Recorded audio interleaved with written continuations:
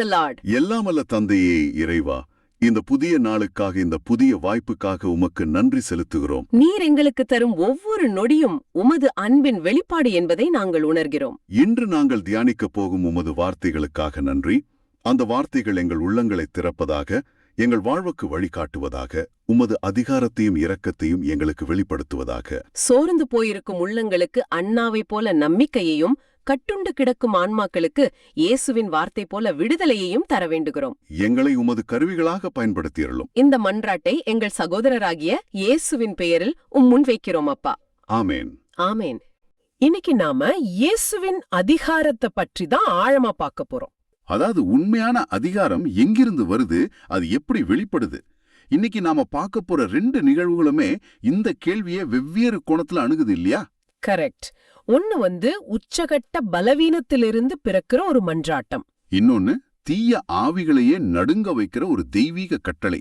இந்த 2க்கும் உள்ள தொடர்பு என்ன, அது உங்க வாழ்க்கைக்கு என்ன சொல்லுதுன்னு ஆழமா அலசலாம். சரியா சொன்னீங்க. முதல் வாசகத்துக்கு போலாம். இது சாமுவேல் முதல் நூல்ல இருந்து வருது. பலரோட பார்வையில நம்பிக்கையே இல்லாத ஒரு சூழல்ல அண்ணாங்கிற ஒரு பெண்ணோட இதயம் ஆண்டவர்கிட்ட எப்படி மன்றாடுச்சுங்கிறத பத்தி தான் நாம இன்னைக்கு ஆழமா பார்க்க போறோம். ஆமா, இன்னைக்கு நாம தியானிக்க போற வாசகம் சாமுவேல் முதல் நூல்ல இருந்து அதிகாரம் 9ல இருந்து வசனங்கள் 19ல இருந்து 20 வரைக்கும். ஷீலோல இருக்கிற ஆண்டவரோட இல்லத்துல ஒரு பெண் மனம் கசந்து தான் உள்ளத்தை ஆண்டவர்கிட்ட கொட்டுற ஒரு நிகழ்வு. ஆனா இங்க ஒரு ஆழமான கேள்வி வருது. ஒரு தேசத்தோட மிக உயர்ந்த மதத் தலைவர், அந்த தலைமை குரு ஆண்டவரோட இல்லத்திலேயே ஒரு பெண்ணோட ஆழமான ஜெபத்தை பார்த்து அவ குடிச்சிருக்கான்னு எப்படி தப்பா நினைக்க முடிஞ்சது? கரெக்ட். அவர் எப்படி அதை அவ்வளோ தவறா புரிஞ்சுக்கிட்டாரு? இந்த நிகழ்வு நமக்கு எதை சொல்ல வருது? வாங்க இத பத்தி ஆழமா ஆராய்வோம். இந்த நிகழ்வோட மையமே அண்ணாவோட மனநிலை தான். வாசகம் அவளை மனம் கசந்து உள்ளம் நொந்து இருந்ததா சொல்லுது. ஆமா, அந்த வார்த்தைகளே ரொம்ப வலிமையானது. அது வெறும் சோகம் இல்ல, பல வருஷமா அவ சுமந்துட்டு வந்த ஒரு பெரிய பாரம். அந்த வலியை நாம முழுசா புரிஞ்சுக்கணும்னா அந்த காலத்தை சமூக சூழலை பார்க்கணும். அத கொஞ்சம் விளக்க முடியுமா? அந்த காலத்துல அண்ணா மாதிரி ஒரு பெண்ணுக்கு குழந்தை இல்லாம இருக்கிறதுங்கிறது அது அவளோட தனிப்பட்ட துக்கம் மட்டும்தானா, இல்ல அதை விட பெரிய சமூக அழுத்தங்கள் இருந்துச்சா? நிச்சயமா இருந்துச்சு. அது வெறும் தனிப்பட்ட துயரமே இல்ல. அந்த சமூகத்துல ஒரு பெண்ணோட மதிப்பே அவளுக்கு எத்தனை பிள்ளைங்க இருக்கிறத வச்சுதான் இருந்துச்சு. பிள்ளைகளை பெற்றத ஒரு ஆசீர்வாதமாகவும், மலரா இருக்கிறத ஒரு சாபமாகவும் பார்த்தாங்க. சொல்லப்போனா கடவுளால கைவிடப்பட்டதுக்கான அடையாளம்னு நினைச்சாங்க. ரொம்ப கஷ்டமான சூழல். இது போதாதுன்னு அவளோட கணவரோட இன்னொரு மனைவி பெண்ணினாள். அவளுக்கு குழந்தைகள் இருந்ததால அண்ணாவை தொடர்ந்து துன்புறுத்தி அவளை வேதனைப்படுத்தினாள்னு வாசகத்தோட முந்தைய பகுதிகள்ல நாம பார்க்கலாம். அப்போ அவ ஒவ்வொரு நாளும் மனரீதியா சித்திரவதை செய்யப்பட்டிருக்கா? ஆமா. அதனால அவ ஆண்டவரோட இல்லத்துக்கு வர்றது ஒரு சாதாரண வழிபாடு இல்ல, அது அவளோட கடைசி புகலிடம். தான் வலிய கொட்டுறதுக்கு வேற இடமே இல்லைங்கிற நிலையில தான் வாங்க வரா. சரி, அவ சீலோவ்ல இருக்கிற ஆண்டவர் இல்லத்துக்கு வரா. அந்த நேரத்துல சீயோவோட முக்கியத்துவம் என்ன? அது ஒரு முக்கியமான கேள்வி. எருசலேம்ல ஆலயம் கட்டுறதுக்கு முன்னாடி வரைக்கும் இஸ்ரேல் மக்களோட வழிபாட்டு மையமா சீலோ தான் இருந்துச்சு. உடன்படிக்கை பேழையும் அங்கதானே இருந்துச்சு. ஆமா, உடன்படிக்கை பேழையும் அங்கதான் இருந்துச்சு. அதுதான் தேசத்தோட ஆன்மீக தலைநகரம். அப்படிப்பட்ட ஒரு முக்கியமான இடத்துல, எல்லாரும் கூடியிருக்கிற ஒரு புது இடத்துல அண்ணா ஒரு அசாதாரணமான வேலையை செய்யறா. அவளோட ஜபம். ஆமா, வாசகம் சொல்லுது அவளுடைய உதடுகள் மட்டும் அசைந்தன, குரல் கேட்கவில்லை அப்படின்னு. இது அந்த காலத்து ஜப முறைகளுக்கு ரொம்பவே வித்தியாசமா இருந்திருக்கணும் இல்லையா? முற்றிலும். அந்த காலத்துல ஜபம்னா பெரும்பாலும் சத்தமா ஒரு பொதுவான சடங்கா தான் இருக்கும். எல்லாரும் கேட்கிற மாதிரி தங்களோட விண்ணப்பங்களை சொல்றதுதான் வழக்கம். ஆனா அண்ணா செய்யறது ஒரு அமைதி புரட்சி மாதிரி இருக்கு. அவளோட ஜபம் வெளி உலகத்துக்காக இல்ல, அது அவளுக்கும் கடவுளுக்கும் பீச்ல நடக்கிற ஒரு உரையாடல். ஆமா, அவளே சொல்றா இல்லையா, ஆண்டவர் திருமுன் என் உள்ளத்தை கொட்டிக் கொண்டிருக்கிறேன் அப்படின்னு. கரெக்ட். வார்த்தைகளை சொல்றதை விட தன்னோட ஆன்மாவே அப்படியே ஊத்துறது தான் அவளோட ஜபமா இருந்துச்சு. இது தனிப்பட்ட உள்ளார்ந்த ஆன்மீகத்தோட ஒரு ஆழமான வெளிப்பாடு. இங்கதான் இந்த நிகழ்வோட திருப்பு முனை வருது. தேசத்தோட தலைமை குருவான ஏலி இந்த ஆழமான ஜபத்தை பாக்குறாரு.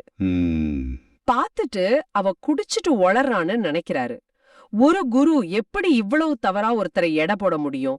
அங்க கோயில் வளாகத்துல குடிச்சிட்டு வரதா அவ்வளோ சாதாரணமா இருந்துச்சா, இல்ல அண்ணாவோட ஜப முறை அவருக்கு அவ்வளோ புதுசா இருந்துச்சா? பெரும்பாலும் 2வது காரணமா தான் இருக்கணும். ஏலி ஒரு குருவா ஒரு குறிப்பிட்ட வழிபாட்டு முறைகளை பார்த்து பழகியிருப்பாரு. சரி. சத்தமான ஜெபங்கள், காணிக்கைகள், பலிகள்னு ஒரு நிர்திஷ்ட வடிவத்துக்குள்ள ஆன்மீகத்தை எதிர்பார்த்திருப்பாரு. ஆனா வார்த்தையே இல்லாம கண்ணீரோட உதடு மட்டும் அசைய தன் உள்ளத்தோட பாரத்தையெல்லாம் இறக்கி வைக்கிற ஒரு பெண்ணோட இந்த நிலை, அது அவருடைய அனுபவத்துக்கு ரொம்ப புதுசா இருந்திருக்கலாம். ஒரு அமைப்பு தனக்கு பழக்கமில்லாத உண்மையான ஆன்மீகத்தை எதிர்கொள்ளும் போது அதை தப்பா புரிஞ்சுக்குதுன்னு சொல்றீங்க. ஆமா, அதுக்கு இது ஒரு சிறந்த உதாரணம். அது மட்டும் இல்ல, அவர் அவளை கடிந்து கொள்ற விதமும் ரொம்ப கடுமையா இருக்கு. எவ்வளவு காலம் நீ வெறியாட்டமா இருப்பாய், மது அருந்துவதை நிறுத்துன்னு சொல்றாரு. ஆமா, தேசத்தோட தலைமை குரு கிட்ட இருந்து இப்படி ஒரு வார்த்தையை கேட்டதும் அண்ணாவோட நிலையில வேற யாராச்சும் இருந்திருந்தா ஒண்ணு கோவப்பட்டிருப்பாங்க, இல்லைன்னா உடைஞ்சு போயிருப்பாங்க. ஆனா அண்ணாவோட பதில் அவளோட குணத்தோட ஆழத்தை காட்டுது. உண்மைதான். அவ பதிலுக்கு கோபப்படல, வாக்குவாதம் செய்யல, ரொம்ப மரியாதையோட ஆனா அதே நேரத்துல உறுதியா பேசுறா. இல்லை என் தலைவரே, நான் உள்ளம் நொந்த ஒரு பெண் அப்படின்னு சொல்றா. தன் வேதனையை நேர்மையா முன்வைக்கிறா. ஆமா, அடியாளை ஒரு கீழ்த்தரப் பெண்ணாக கருத வேண்டாம் அப்படின்னு சொல்றான். அந்த வார்த்தைகள்ல அவளோட சுயமரியாதை தெரியுது. தன் வலிக்கு மத்தியிலையும் அவ தன் மாண்பை இழக்கல. இந்த உரையாடலுக்கு நடுவுல அவ ஒரு பொருத்தனை பண்றா. எனக்கு ஒரு ஆண் குழந்தைய தந்தீரானால் அவனை அவன் வாழ்நாள் முழுவதும் உமக்கு ஒப்புக் கொடுப்பேன்னு சொல்றா. அதோட அவன் தலைமேல் சவரக்கத்தையே படாது அப்படின்னு சொல்றாளே, அதுக்கு ஏதாவது விசேஷ அர்த்தம் இருக்கா? ஆமா, அது ரொம்ப முக்கியமான ஒரு நேர்ச்சை. அது நாசீர் பொருத்தனையே குறிக்குது. ஓ, நாசீர் பொருத்தனையா? ஆமா, நாசீர் என்பவர் கடவுளுக்கென்று முற்றிலுமாக அர்ப்பணிக்கப்பட்டவர். அவங்க திராட்சரசம் குடிக்க மாட்டாங்க, தலைமுடிய வெட்ட மாட்டாங்க. சிம்சோன் இதுக்கு ஒரு நல்ல உதாரணம். சரி சரி. அண்ணாவோட பொருத்தனை ஒரு வியாபார மாதிரி இல்ல. கடவுளே, எனக்கு ரொம்ப விலை மதிப்பில்லாத ஒன்ன கொடுங்க, நான் அதை திரும்ப உங்களுக்கே தந்துடுறேன்னு சொல்றா.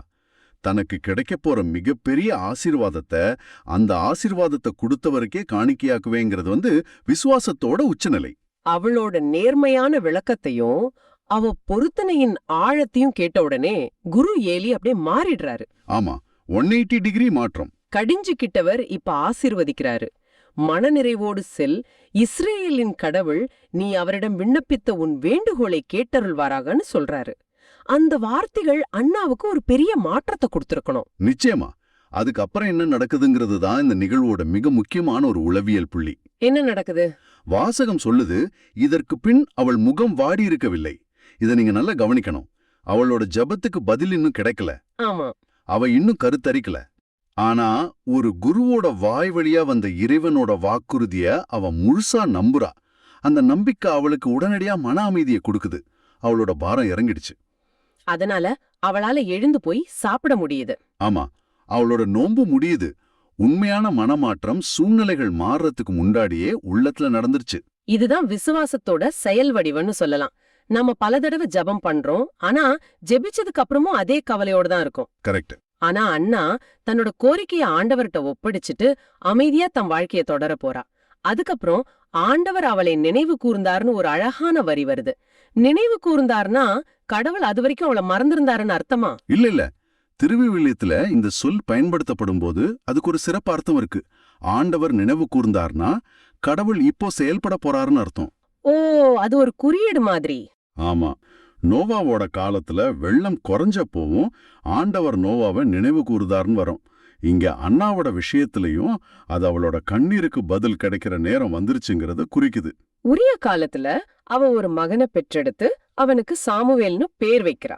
ஆமா, நான் அவனை ஆண்டவரிடமிருந்து கேட்டேன் அப்படிங்கறது தான் அந்த பேரோட அர்த்தம். அந்த பேரே அவளோட ஜெபத்துக்கும் இறைவனோட பதிலுக்கும் ஒரு சாஸ்வத சாட்சியா, ஒரு நினைவு சின்னமா அமைஞ்சிடுது. ஆமா, ஒவ்வொரு தடவை அவ தன் மகனை சாமுவேல்னு கூப்பிடும் போதும் அவ தன்னோட ஜபத்தையும் ஆண்டவர் செஞ்ச அற்புதத்தையும் அந்த ஆலயத்துல அவ பட்ட அவமானத்தையும் கடைசியில கிடைச்ச ஆசீர்வாதத்தையும் நினைச்சு பார்த்திருப்பா. இங்க நாம கவனிக்க வேண்டிய இன்னொரு விஷயம் என்னன்னா, இந்த ரொம்ப தனிப்பட்ட வேதனை நிறைஞ்ச தருணத்திலிருந்து பிறந்த குழந்தை தான் இஸ்ரேலோட மாபெரும் இறைவாக்கினரா நீதி தலைவரா மாறி முதல் 2 அரசர்களான சவுலையும் தாவீதையும் திருப்பொழிவு செய்யறார். அதாவது ஒரு பெண்ணோட தனிப்பட்ட வலி ஒரு தேசத்தோட வரலாறையே மாத்தி அமைக்குது. சரியா சொன்னீங்க. இந்த முழு நிகழ்விலிருந்தும் நாம எடுத்துக்க வேண்டிய பாடங்கள் நிறைய இருக்கு. குறிப்பா நம்ம ஜெபங்கள் சில நேரங்கள்ல வார்த்தைகளே இல்லாம உள்ளத்தோட ஆழத்திலிருந்து வரும்போது அது ஆண்டவர் கேக்குறாருங்கிறது ஒரு பக்கம். மறுபக்கம் உண்மையான ஆன்மீகம் சில நேரங்கள்ல அதிகாரத்துல இருக்கிறவங்களால கூட தப்பா புரிஞ்சுக்கப்படலாங்கிறது ஒரு முக்கியமான பாடம். கரெக்ட். அதோட அண்ணாவோட மன அமைதி இன்னொரு ஆழமான பாடம். ஜெபம்ங்கிறது நம்ம பாரங்களை ஆண்டவத்தை இறக்கி வைக்கிறது. ஆமா, இறக்கி வச்சதுக்கு அப்புறம் நம்ம நம்பிக்கையோட மன நிறைவோட இருக்கணுங்கிறத அண்ணா நமக்கு கத்துக் கொடுக்கறான். பதில் கிடைச்சிருச்சுங்கிற நம்பிக்கையோட அவ அங்கிருந்து போனான். ஆமா, அந்த நம்பிக்கை தான் அவன் முக வாட்டத்தை மாத்தி அவளுக்கு அமைதியை கொடுத்துச்சு. அவ ஆண்டவரோட கரங்கள்ல தன் கோரிக்கையை ஒப்படைச்சிட்டு தன் அன்றாட வாழ்க்கைய தொடர போனான். இறைவனோட நேரத்துல அது நிறைவேறும்னு நம்புனான். அந்த நம்பிக்கை வீண் போகல. ஆண்டவர் அவளை நினைவு கூர்ந்து அவளோட துயரத்தை மகிழ்ச்சியா மாத்தினாரு. இன்னைக்கு உங்களை ஒரு கேள்வியோட விட்டுட்டு போறோம்.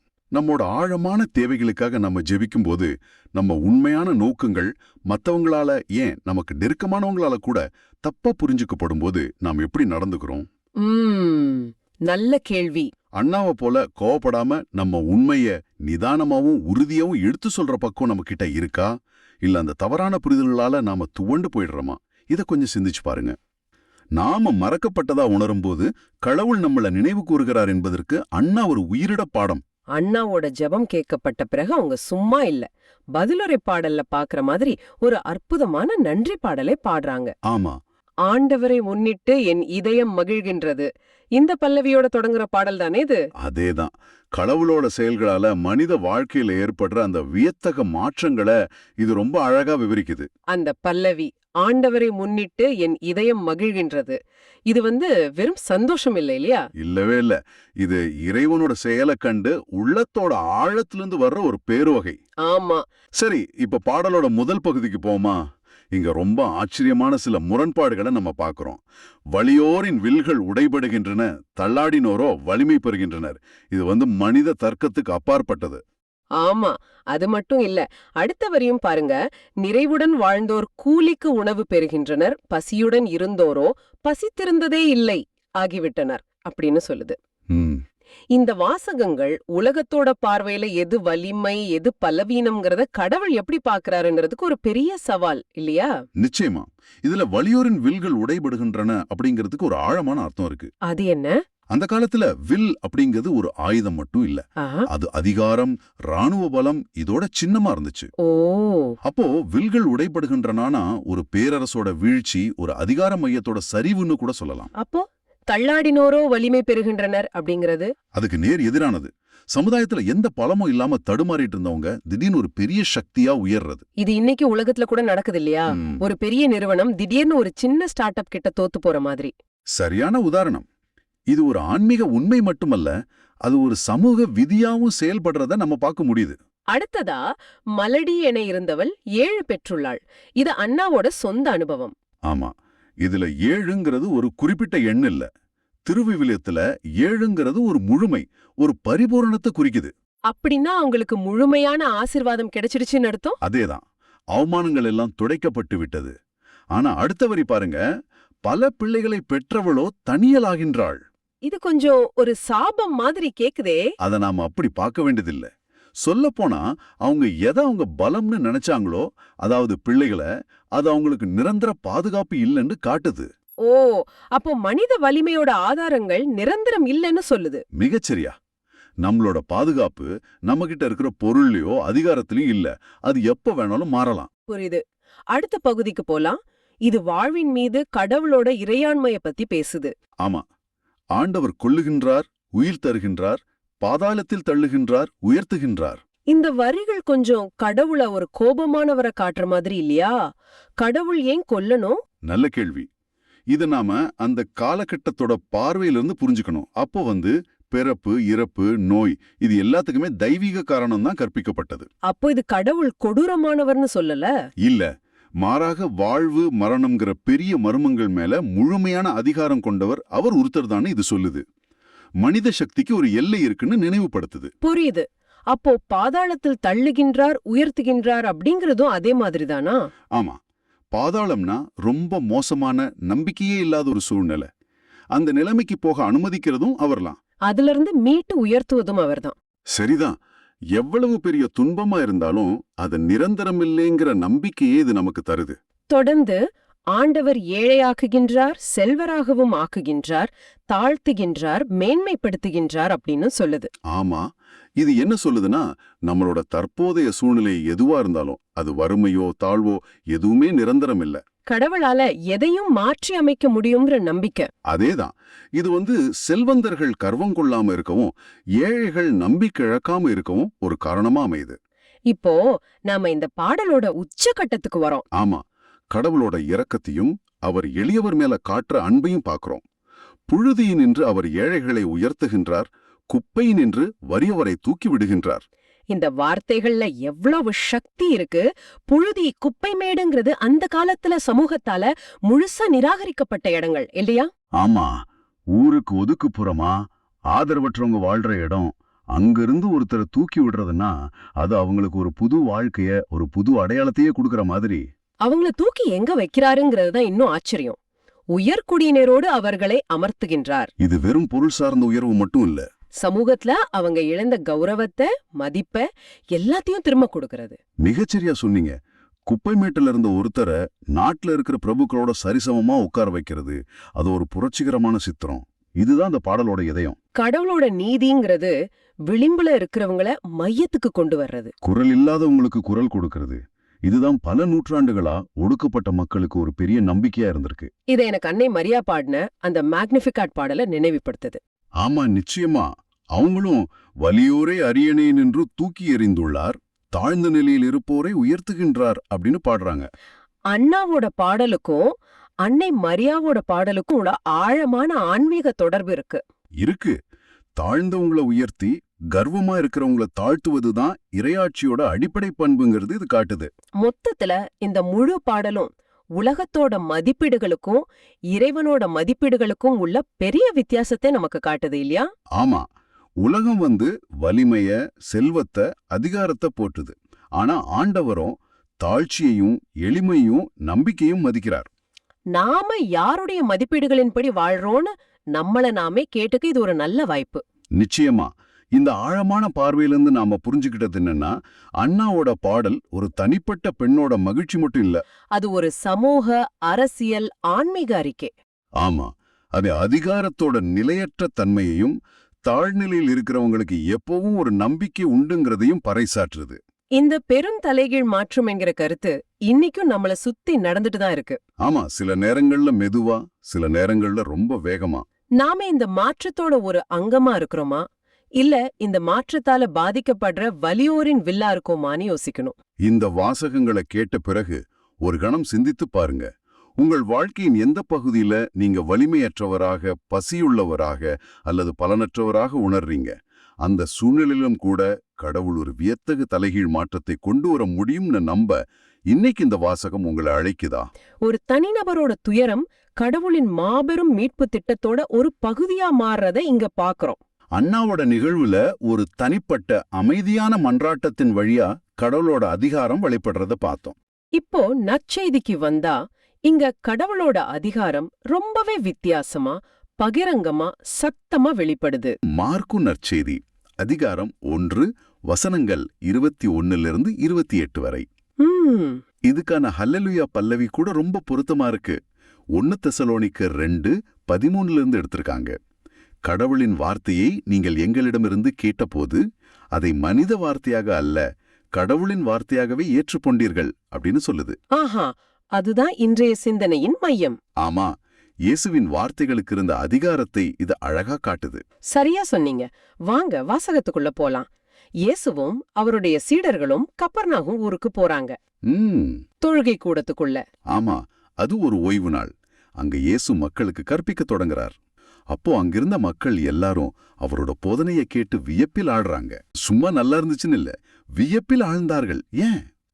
ஏன்னா அவர் மறைநூல் அறிஞர்களை போல இல்லாம அதிகாரத்தோடு கற்பித்தார். இந்த அதிகாரத்தோட கற்பித்தல் அப்படிங்கிறதுக்கு என்ன அர்த்தம்? இது ஒரு மிக முக்கியமான புள்ளி. அந்த காலகட்டத்தில் இருந்த மறைநூல் அறிஞர்கள் அவங்க தங்களுக்கு முன் வாழ்ந்த புகழ்பெற்ற ரபிக்கள், அதாவது குருக்கள் என்ன சொன்னாங்கன்னு மேற்கோள் காட்டி தான் பேசுவாங்க. ஓ, அப்படியா? ஆமா, குரு ஹில்லேல் இப்படி சொல்கிறார் அல்லது குரு ஷம்மாய் அப்படி சொல்கிறார் அப்படின்னு தான் அவங்களோட போதனை இருக்கும். அது ஒரு பாரம்பரியத்தோட தொடர்ச்சி. அவங்களோட சொந்த கருத்தையோ அதிகாரத்தையோ அவங்க பயன்படுத்தவே இல்லை. ஆனா இயேசு அங்க வர்றார். அவர் என்ன சொல்றார்? நான் உங்களுக்கு சொல்கிறேன் அப்படின்னு பேசுறார். ஆமா, அவருடைய வார்த்தைகளுக்கு வேற யாரோடைய அங்கீகாரமும் தேவைப்படல. அந்த வார்த்தைகளே அதிகாரத்தின் ஊற்றா இருந்துச்சு. இதுதான் மக்களுக்கு புதுசாவும் வியப்பாவும் இருந்துச்சு. அவர் கற்பிச்சுக்கிட்டு இருக்கும் போதே ஒரு எதிர்பாராத நிகழ்வு நடக்குது. அந்த தொழுகை கூடத்துல தீய ஆவி பிடிச்சிருந்த ஒருத்தன் இயேசுவை பார்த்து சத்தமிடுறான். அதுவும் சும்மா இல்ல, ஜோரா கத்துறான். நாசரேத்து இயேசுவே, உமக்கும் எங்களுக்கும் என்ன வேலை? எங்களை ஒழித்து விடவா வந்தீர் அப்படின்னு. பாருங்க, அவன் எனக்கும் உமக்கும்னு கேட்கல, எங்களுக்கும் உமக்கும்னு கேக்குறான். கரெக்ட். ஒரு தனிப்பட்ட ஆவியோட குரலா இல்லாம தீமையோட ஒட்டுமொத்த ராஜ்யத்தை சார்பா பேசுற மாதிரி இருக்கு. ஆமா, அது மட்டும் இல்லாம நீர் யார் என எனக்கு தெரியும், நீர் கடவுளுக்கு அர்ப்பணமானவர் அப்படின்னு கத்துது. இதுதான் ரொம்ப ஆச்சரியம். மனுஷங்க இயேசுவை முழுசா புரிஞ்சுக்கிறதுக்கு முன்னாடியே ஒரு தீய ஆவி அவரோட உண்மையான அடையாளத்தை வெளிப்படுத்துது. இது இயேசுவோட தெய்வீக அடையாளத்துக்கு ஒரு முக்கியமான சான்று இல்லையா? நிச்சயமா. அந்த தீய ஆவி அவரை கடவுளுக்கு அர்ப்பணமானவர், த ஹோலி ஒன் ஆஃப் காட்னு சரியா அடையாளம் கண்டுக்குது. இது வெறும் அங்கீகாரம் மட்டும் இல்ல, ஒரு உயர்ந்த சக்திக்கு முன்னாடி இருக்கிற பயத்தோட வெளிப்பாடு. ஆமா, இருளின் சக்தி ஒளியோட பேரதிகாரத்தை அடையாளம் கண்டுகொள்கிறது. சொல்லப்போனா இயேசுவோட பணி வெறும் போதனையோட நிக்கல, தீமையின் சக்திகளை வெல்வதுதான் அவரோட முக்கிய நோக்கம்ங்கிறதையும் இது காட்டுது. அந்த தீய ஆவியோட சத்தத்துக்கு இயேசுவோட பதில் ரொம்ப சக்தி வாய்ந்ததா இருக்கு. அவர் நீண்ட ஜபங்களோ சடங்குகளோ எதுவுமே செய்யல. ரொம்ப சுருக்கமா, அதிகாரமா. ரெண்டே வார்த்தை தான். ஆமா, வாய மூடு, இவரை விட்டு வெளியே போ அப்படின்னு அதற்றார். அந்த வார்த்தையை கேட்ட உடனே அந்த தீய ஆவி அந்த மனுஷனை அப்படியே பாய்ந்து விழச் செய்து பெரும் கூச்சலிட்டு வெளியே போகுது. இங்கதான் வார்த்தையோட சக்தி வெளிப்படுது. மிகச்சரி. இதுதான் இயேசுவோட வார்த்தைக்கும் மத்தவங்களோட வார்த்தைக்கும் உள்ள வித்தியாசம். அவருடைய வார்த்தை வெறும் சத்தம் அல்ல, அது ஒரு செயல். அது கட்டளையிடுது, அது குணப்படுத்துது, அது தீமையை விரட்டுது. ஆமா, இன்றைய அல்லேலூயா பல்லவி சொல்ற மாதிரி அது கடவுளின் வார்த்தை. மக்கள் இதை நேரடியா பாக்குறாங்க. பார்த்த உடனே அவங்களோட வியப்பு இன்னும் அதிகமாகுது. கண்டிப்பா. கூடியிருந்த மக்கள் எல்லாரும் திகழ்ச்சி போய் ஒருத்தருக்கு ஒருத்தர் பேசிக்கிறாங்க. இது என்ன? இது அதிகாரம் கொண்ட புதிய போதனையா இருக்கிறதே. ஆமா, அவங்க அந்த அற்புதத்தை அவர் செஞ்ச போதனையோட இணைச்சு பாக்குறாங்க. இதுதான் முக்கியம். கரெக்ட்.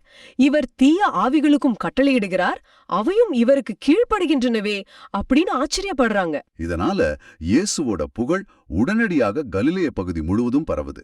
இந்த நிகழ்வு நமக்கு ஒரு ஆழமான சிந்தனையை தருது இல்லையா?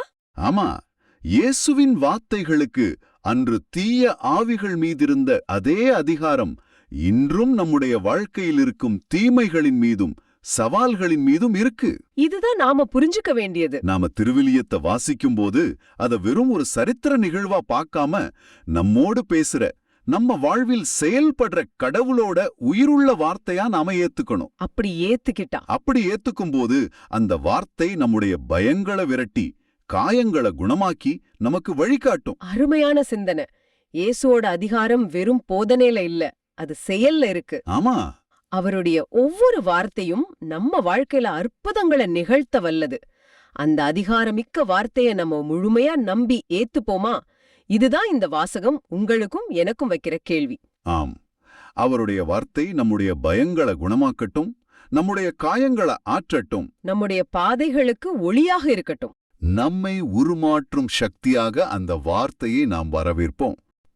திருத்தந்தை பிரான்சிஸ் இதை ரொம்ப அழகா இணைக்கிறார். அவர் சொல்றாரு, இயேசு வார்த்தைகளால் மட்டும் பேசவில்லை, செயல்களாலும் பேசுகிறார். ஆமா, இயேசுவோட வாழ்க்கையில பேச்சுக்கும் செயலுக்கும் எந்த பிரிவினையும் இல்ல. அவர் எதை போதிச்சாரோ அதை செஞ்சார். அவர் நோயாளிகளை குணப்படுத்தினதும், பசியோட இருந்தவங்களுக்கு உணவு கொடுத்ததும், பாவிகளை மன்னிச்சதும் எல்லாமே அவரோட போதனையின் செயல் வடிவம்தான். திருத்தந்தை இன்னும் ஒருபடி மேல போய் சொல்றாரு, இயேசு நமக்கு வழிகாட்டும் ஒரு போதகர் மற்றும் நண்பர். ஆமா, குறிப்பாக நாம் தேவையில் இருக்கும்போது நம்மை கவனித்துக் கொள்கிறார். இது எவ்வளவு உண்மை! உள்ளம் நொந்து சமுதாயத்தால் ஒதுக்கப்பட்டு நம்பிக்கை இழந்திருந்த அண்ணாவுக்கு கடவுளோட அதிகாரம் ஒரு குழந்தையை கொடுத்து ஆறுதல் தந்தது. அதே போல தீய ஆவியோட கட்டுப்பாட்டுல தன் சுயத்தை இழந்து கடந்த அந்த மனிதனுக்கு இயேசுவோட அதிகாரம் விடுதலையா கொடுத்தது. அப்போ இந்த ரெண்டு நிகழ்வுகளையும் இணைச்சு பார்க்கும்போது கடவுளோட அதிகாரம்ங்கிறது வெறும் சக்தியோ வல்லமையோ மட்டும் இல்ல. அது அன்போடும் இரக்கத்தோடும் இணைஞ்சிருக்கு. அது தாழ்ந்தவங்கள உயர்த்துது, கட்டுண்டவங்கள விடுவிக்குது, நொறுங்குன உள்ளங்களை குணப்படுத்துது. அண்ணா தன் பலவீனத்துல கடவுளை தேடுனாங்க. அவரோட வல்லமை அவங்களுக்கு பதில் கொடுத்துச்சு. அந்த மனிதன் தன் கட்டுப்பாட்டுல இல்லாம இருந்தா இயேசுவோட அதிகாரம் அவனுக்கு சுயத்தை கொடுத்துச்சு. இன்றைய வாசகங்கள் உங்களுக்கும் எனக்கு ஒரு பெரிய அழைப்பு கொடுக்குது. நம்முடைய வாழ்வில் பலவீனமா உணரும் நேரங்கள்ல அண்ணாவை போல உள்ளத்தின் ஆழத்திலிருந்து ஜெபிக்கிறோமா? இல்ல, தீய சக்திகள், அதாவது பொறாம, கோவம், விரக்தி போன்ற தீய எண்ணங்கள் நம்மை கட்டி போட்டிருக்கும் போது இயேசுவின் அதிகாரத்தை நோக்கி நம்ம கூப்பிடுறோமா? நிச்சயமா. கடவுளின் அதிகாரம் என்பது ஏதோ 2000 ஆண்டுகளுக்கு முன்னாடி நடந்த நிகழ்வுகள் மட்டுமல்ல. அது இன்றும் உங்க வாழ்க்கையில செயல்படுற ஒரு உண்மை. உங்க ஜபங்களுக்கு பதிலளிக்கவும் உங்க கட்டுகளை உடைக்கவும் அது வல்லமை உள்ளது. இன்றைய வாசகங்களில் கடவுளின் அதிகாரத்தை வார்த்தையிலும் செயலிலும் பார்க்கிறோம். அண்ணாவின் ஜபத்திற்கு பதில் கிடைத்தது. இயேசுவின் கட்டளைக்கு தீய ஆவி கீழ்ப்படிந்தது. உங்கள் வாழ்வில் கடவுளின் அதிகாரத்தை நீங்கள் எங்கே உணர்ந்திருக்கிறீர்கள்? அவருடைய வார்த்தை உங்கள் ஜபங்களுக்கு எப்படி பதிலளித்திருக்கிறது, அல்லது உங்கள் சோதனைகளை எப்படி மாற்றியிருக்கிறது என்பதை இன்று சிந்தித்து பாருங்கள். இந்த ஆழமான பார்வை உங்களுக்கு பயனுள்ளதா இருக்குதுன்னு நினைச்சா மத்தவங்களுக்கு இந்த வீடியோவை ஷேர் பண்ணுங்க. நற்செய்தியின் தூதராக இறையாட்சியை எடுத்துரைங்க. நன்றி. மீண்டும் நாளை சந்திப்போம். இயேசுவுக்கே புகழ். அன்னை மரியே வாழ்க.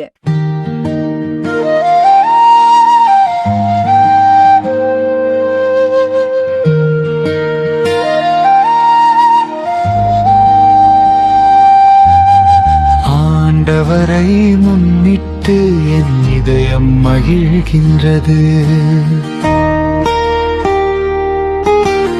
ஆண்டவரை முன்னிட்டு என் இதயம் மகிழ்கின்றது.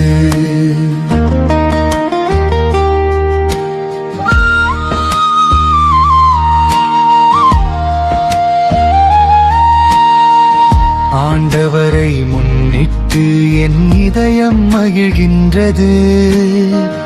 ஆண்டவரில் என் ஆற்றல் உயர்கின்றது. என் வாய் என் எதிரிகளை பழிக்கின்றது. ஏனெனில் நான் நீரளிக்கும் மீட்பில் களிப்படைகிறேன். ஆண்டவரை முன்னிட்டு என் இதயம் மகிழ்கின்றது.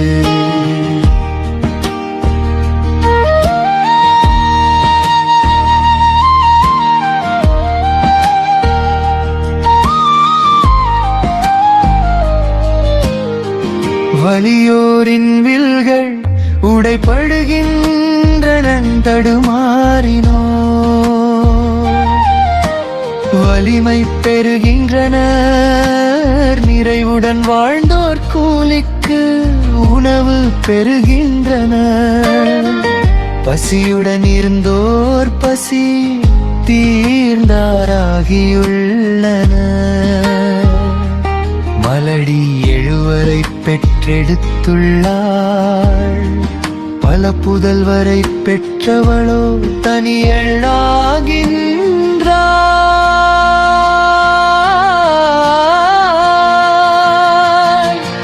ஆண்டவரை முன்னிட்டு என் இதயம் மகிழ்கின்றது.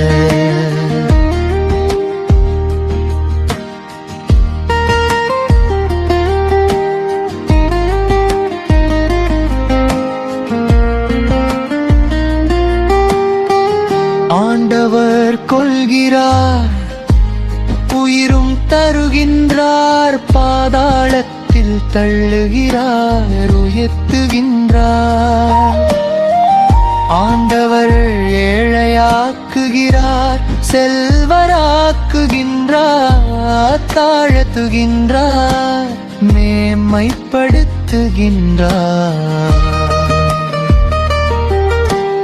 ஆண்டவரை முன்னிட்டு என் இதயம் மகிழ்கிறது.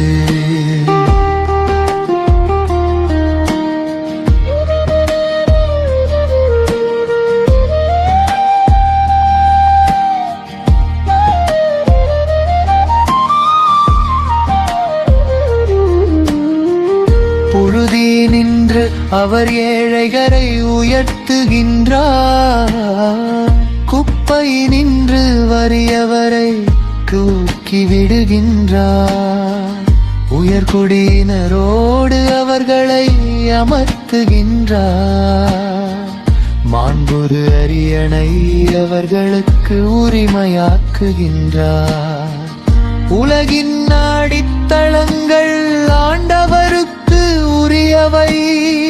அவற்றின் மேல் அவர் உலகை நிறுவினார். ஆண்டவரை முன்னிட்டு என் இதயம் மகிழ்கின்றது. ஆண்டவரை முன்னிட்டு என் இதயம் மகிழ்கின்றது. ஆண்டவரை முன்னிட்டு என் இதயம் மகிழ்கின்றது.